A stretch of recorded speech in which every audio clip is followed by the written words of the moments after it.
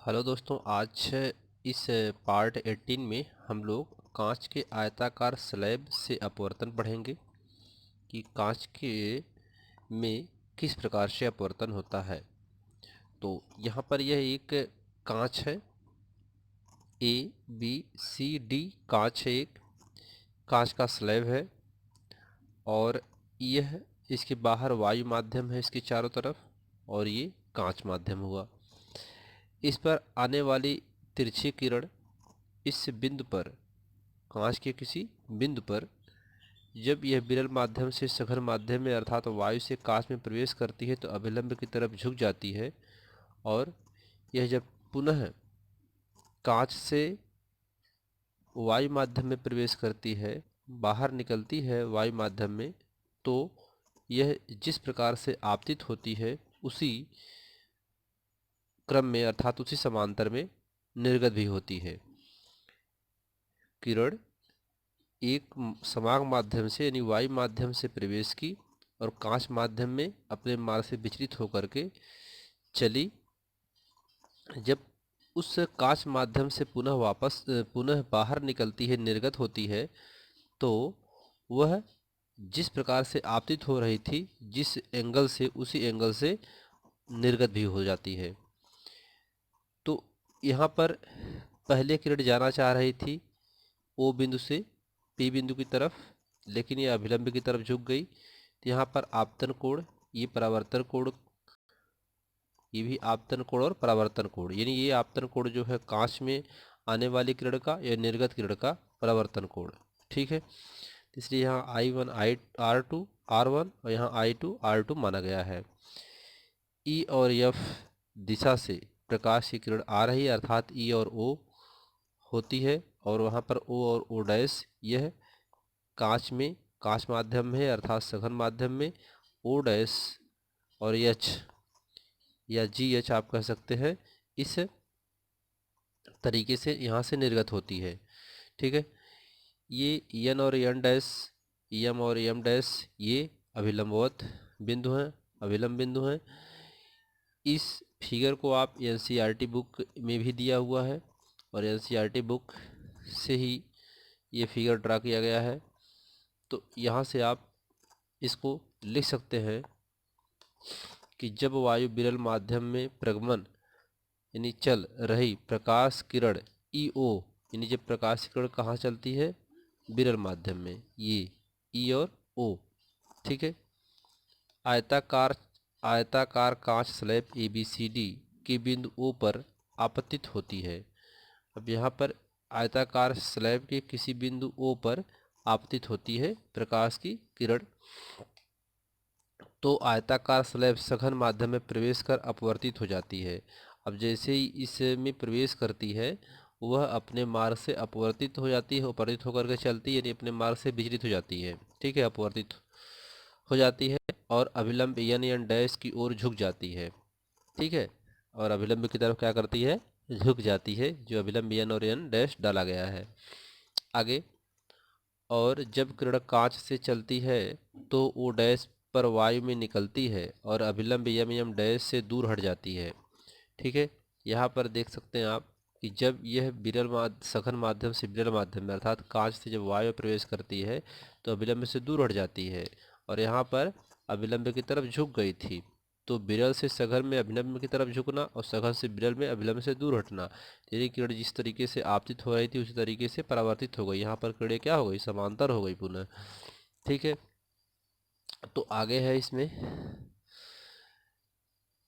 तथा ओ dash H की दिशा में गमन करती है, यानी बाहर निर्गत करके ओ डैश एच की दिशा में निर्गत करती है, तथा आपतित किरण ईओ व निर्गत किरण H dash O dash H समांतर हो जाती है। ठीक है, तब यहाँ पर क्या होता है, ये किरण, ये ई और O, H dash O, O dash H, ये क्या होती हैं, किरणें समांतर हो जाती हैं।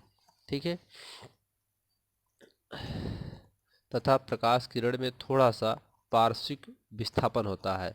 अब ये इस किरण में पार्श्विक विस्थापन मतलब बहुत कम विस्थापन होना। ठीक है, थोड़ा सा विस्थापन होना, अपने मार्ग से बहुत कम विचलित होती है, तो अपने मार्ग से विचलित हो जाती है अर्थात थोड़ा विस्थापित हो जाती है। पार्श्विक विस्थापन जिसे बोलते हैं। इसका कारण आयताकार कांच के स्लैब के विपरीत फलकों ए बी वायु कांच अंतरापृष्ठ। इसका कारण क्या है, वो अपने मार्ग से विचलित क्यों हो रही है, पार्श्विक विस्थापन क्यों हो रहा है। इसका कारण यह है कि जो ये कांच का स्लैब है इसकी वजह से। तो माध्यम पहला क्या है, वायु है, दूसरा माध्यम क्या है, कांच है। तो यहाँ पर माध्यम वायु से जब कांच में प्रवेश करती है किरण, तो ये जो इसका अंतरा पृष्ठ है, जो इसके अंदर का पृष्ठ है किसका, वायु और कांच का, वायु और कांच के जो अंतरा पृष्ठ है, यहाँ पर इसकी फलक, ये इसकी फलक है पहला, और इधर क्या है, दूसरी फलक है। तो दूसरी फलक क्या है कांच की, इधर कांच और वायु है, यहाँ वायु और कांच, यहाँ कांच और वायु है। ठीक है, तो वायु से कांच में अभिलंब की तरफ झुकना और कांच से वायु में जाना, अभिलंब से दूर हटना।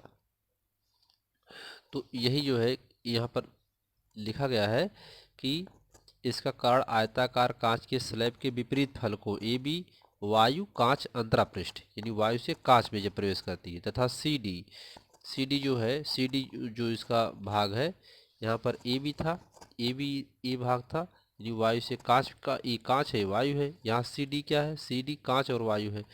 तो यहाँ पर लिखा जाए कांच वायु अंतरापृष्ठ पर प्रकाश प्रकाश किरण के मुड़ने का परिमाण समान तथा विपरीत है।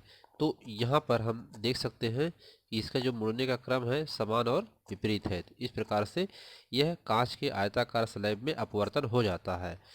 ठीक है, तो कांच के आयताकार स्लैब में अपवर्तन इस प्रकार से होता है कि जब प्रकाश की किरण इस कांच के प्रथम पृष्ठ पर पड़ती है, तो यह वायु से कांच में आती है तो अभिलंब की तरफ झुक जाती है, और जब कांच से दूसरे पृष्ठ पर निर्गत होती है तो कांच से वायु में प्रवेश करती है तो अभिलंब से दूर हट जाती है। ये दोनों किरणें समांतर हो जाती हैं।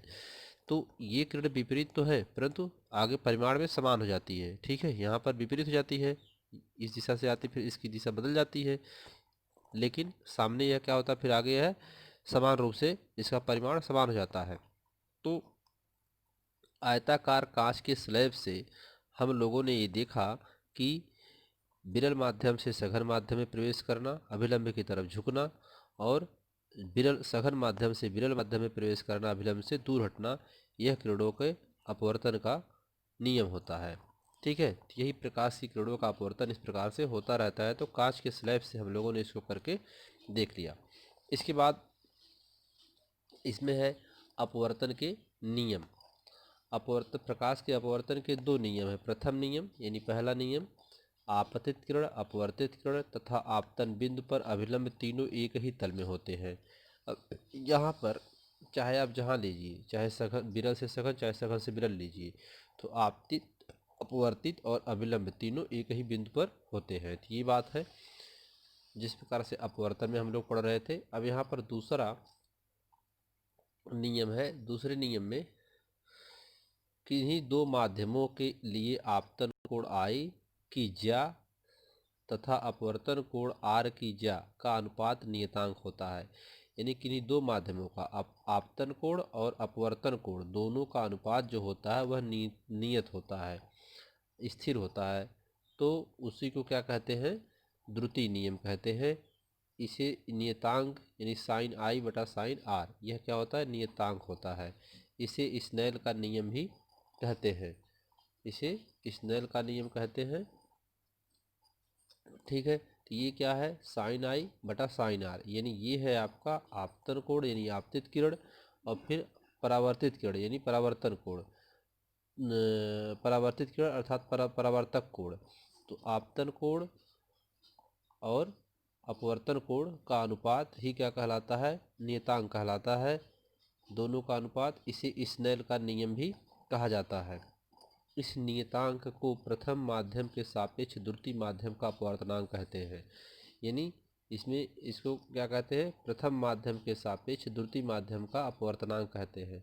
जिधर से किरण आती है प्रथम माध्यम हुआ, जिसमें किरण प्रवेश करती है दूसरे माध्यम में, ये दोनों का अनुपात ही क्या कहलाता है, स्नेल का नियम कहलाता है। तो यहाँ पर इस नियतांक को क्या कहते हैं, प्रथम माध्यम के सापेक्ष द्वितीय माध्यम का अपवर्तनांक कहते हैं। इसे स्मॉल एल से प्रदर्शित करते हैं। ठीक है, अपवर्तनांक को, ये अपवर्तनांक है, अपवर्तनांक को स्मॉल एल से प्रदर्शित करते हैं। ठीक, स्मॉल एल से प्रदर्शित करते हैं।